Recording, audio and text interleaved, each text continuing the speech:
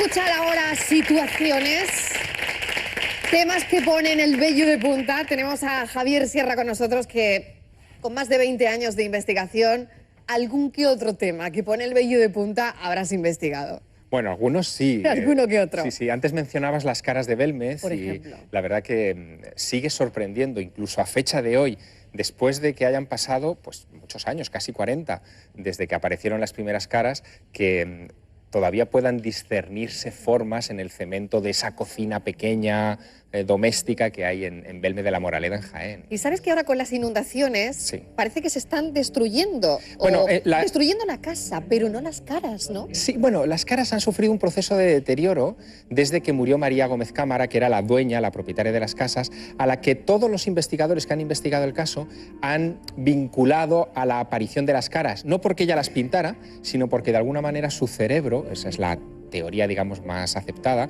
era la que había ido dando forma, de forma paranormal.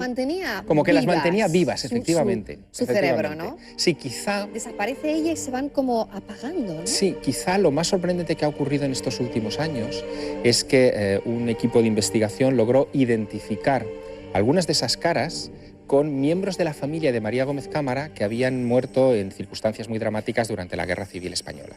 Entonces, quizá la raíz de ese fenómeno paranormal pudo haber sido el trauma, o sea, el estar recordando permanentemente a los deudos, a los caídos en la guerra, y que terminó plasmándose en el cemento del suelo. Y nuestro cerebro, por darle una explicación, yo que me muestro un poquito escéptica, te lo tengo que confesar ante este tipo de cosas, Javier, pero es bueno ser serlo. Sincera, sí, sí. ¿Eso lo puede proyectar, a lo mejor el cerebro de una persona, Javier, puede proyectar en un ladrillo, en una losa, como ha ocurrido en las caras de Belmez, un rostro que pertenezca a tu familia? Desconocemos muchas cosas del cerebro. De hecho, sigue siendo el gran universo desconocido que habita dentro de nosotros. El cerebro humano es capaz de hacer, por ejemplo, que ante una circunstancia dramática, y esto lo vemos muchas veces en partes de accidente de tráfico, cuando un coche vuelca y se queda, por ejemplo, una persona querida dentro, hay personas que, sin tener mucha fuerza muscular, son capaces de levantar el coche y ayudar a esa persona a salir del vehículo. En circunstancias normales, esa persona no es capaz de levantar más allá de 30 a 35 kilos haciendo mucho esfuerzo, pero el coche pesa 900 kilos. ¿De dónde sale esa fuerza? Bueno, pues sale de algún rincón del cerebro, de alguna orden que se da a nuestras glándulas y que es capaz de efectuar esa demostración de fuerza casi sobrenatural. Yo creo que no es que haya cosas sobrenaturales, sino que hay cosas naturales que la ciencia todavía no comprende. Yo voy a recomendar un libro para el fin de semana. Estoy además a punto de hacerlo. Es el último libro de Javier Sierra. Se llama La Dama Azul. Ahí lo tienen, todo un éxito. Me acabas de comentar, traducido ya a 22 idiomas. Eso es. Esto no es simple. No, la verdad que es muy halagador que mis libros se estén vendiendo en tantos países. Y sobre todo, otro libro tuyo ha estado en el top 10, o sea, en la lista número 10 de los libros más vendidos en Estados Unidos. Sí, fue La Cena Secreta. La Cena Secreta, La Cena Secreta fue número 6 en la lista del New York Times, número 3 en el Washington Post, en fin, en todos los grandes periódicos americanos. Y la verdad es que yo creo que eso obedece a algo que es muy internacional. O sea, más internacional que el fútbol es el misterio, ¿no? El misterio, totalmente. Sí, porque nos interesa a todos. Este libro sí que es de misterio. A mí, señores, ha logrado engancharme, me lo estoy leyendo. Además, tiene cola ya en la redacción. Hay una lista de personas que se lo quieren leer. Y es la historia de una mujer, una monja, Sor María Jesús de Ágreda, que tenía el don de la bilocación. Bilocación se llama. Sí, es una historia muy singular. ¿Qué es eso, la bilocación? Pues mira, te lo explico muy fácilmente. En 1629 llegan los primeros misioneros españoles a Nuevo México, al sur de los Estados Unidos, a 10.000 kilómetros de distancia de acá, para convertir a los nativos, a los indios de allá. Y se encuentran con que esos indios ya han sido cristianizados por una misteriosa aparición, una mujer que vestía ropas azules, que llamaban la Dama Azul, y que cuando es investigada no se identifica con una aparición sobrenatural, sino con una monja de clausura en Soria, que decían que podía estar en dos sitios a la vez. Se van a entrevistar a esta monja por orden del rey de España, de Felipe IV, y durante varias semanas la interrogan a ese respecto, y la monja empieza a describir con todo lujo de detalles cómo son los territorios de Nuevo México, que están, como te he dicho, a 10.000 kilómetros de su convento de clausura. No hay una explicación científica a ese fenómeno, al de la bilocación. O sea, es decir, que una persona, quiero puede entenderlo, estar en dos Javier, lugares a la vez. que una persona puede estar en dos lugares a la vez, a 10.000 kilómetros de distancia, y ella, desde su convento de clausura de Soria, podía contar cómo había vivido la evangelización y los sitios y los lugares de este lugar a 10.000 kilómetros de distancia. Fíjate si es una historia que ha calado en la mentalidad popular siglos después, que Ágreda, el pueblo donde nació esta mujer y donde tenía el convento y donde tuvo todas esas visiones, se hermanó hace un par de años con el estado de Nuevo México, inspirado precisamente en estas bilocaciones, ¿no? Bueno, este libro, además, yo sé que Hollywood te ha tirado los tejos. Están en ello, sí. Y además puede ser próximamente una película. Bueno, vamos a hablar de eso luego. Ahora tengo otro libro de Enrique de Vicente, Claves ocultas del símbolo perdido, pero también él se suma a esta charla, así que vamos a presentar a Enrique de Vicente, que está ya llegando. Enrique, bienvenido. Director de la revista Año Cero. Gracias, Enrique, por estar con nosotros. Encantado, Marilo. Súmate a nuestra charla. Además, el símbolo perdido, las claves ocultas. ¿Qué hay de ocultismo en este libro, Enrique? Bueno, pues hay mucho. Es la última novela de Dan Brown. Y ya en la novela anterior, en el Código da Vinci, creó un fenómeno único en todo el mundo de interés hacia ciertos temas. En este habla de un enorme interés hacia la masonería, su influencia y la influencia del ocultismo en la creación de Estados Unidos o en la conformación de Washington como una ciudad mágica. Bueno, fíjate, perdona, Javier, que hablabais esta mañana en el programa, bueno, lo hemos estado viendo según veníamos para acá, de la Constitución de Cádiz de 1812. 1812. Bueno, pues en la Constitución de Cádiz tuvieron un papel preponderante, magnífico, muchos masones. Ajá. Es decir, que no es un tema que se nos vaya de actualidad, que sea lejano, que sea solo de Estados Unidos, sino que incluso en las ideas liberales o en la fundación de la moderna Europa, los masones han tenido muchísimo que ver. Absolutamente, en todo, incluso en la fundación de Andalucía. O sea, claro. Blas Infante era masón, entre otras cosas. Bueno, hablemos de premoniciones.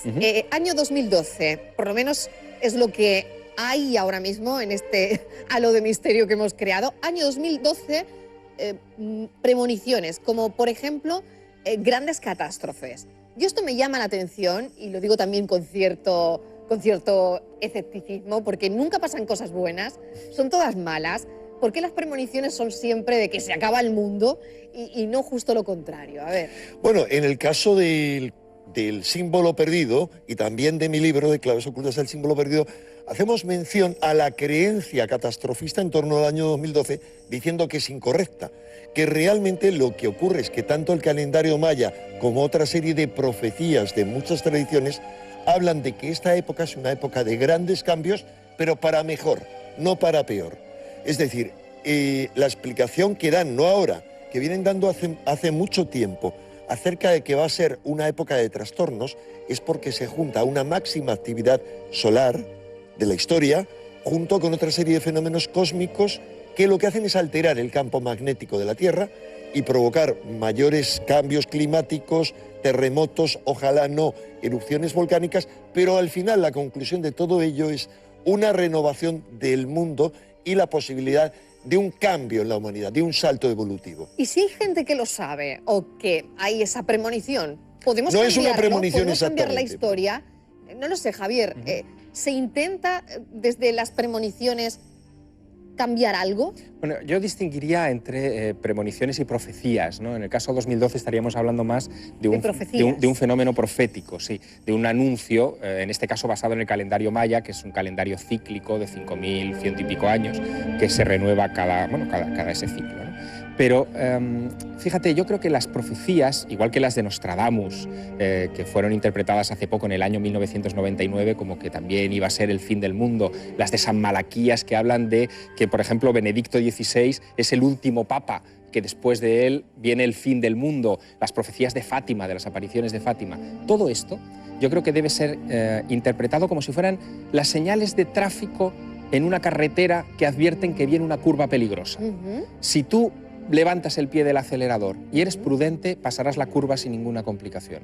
Si no haces caso a la señal, evidentemente puede pasar lo Te la que indica la, pegarás. exacto, Claro, lo que además- indica la profecía. Además hay un concepto Es muy equívoco. probable que te la pegues. Claro. Bueno, dólmenes de Antequera me llaman mucho la atención. Otro lugar de campos magnéticos Otro muy lugar, interesante. claro, de grandes campos magnéticos que además así ha sido investigado, ¿no? Porque Lo tenemos ahí realmente, al lado. desde la más remota antigüedad, y no solamente Antequera, sino en Andalucía, hay un montón de monumentos megalíticos que dos cosas, están perfectamente orientados con respecto a las estrellas, o sea, conocían la astronomía a fondo y disponían así los monumentos, y segundo, lo hacían en puntos especiales. Los dólmenes eran de alguna manera como agujas de acupuntura sobre el cuerpo de la Tierra para reconducir las energías de la Tierra. Hoy mismo, por ejemplo, justo hoy, en los dólmenes de Antequera se celebra una fiesta, digamos, bueno, una excursión científica para demostrar cómo está orientado con exactitud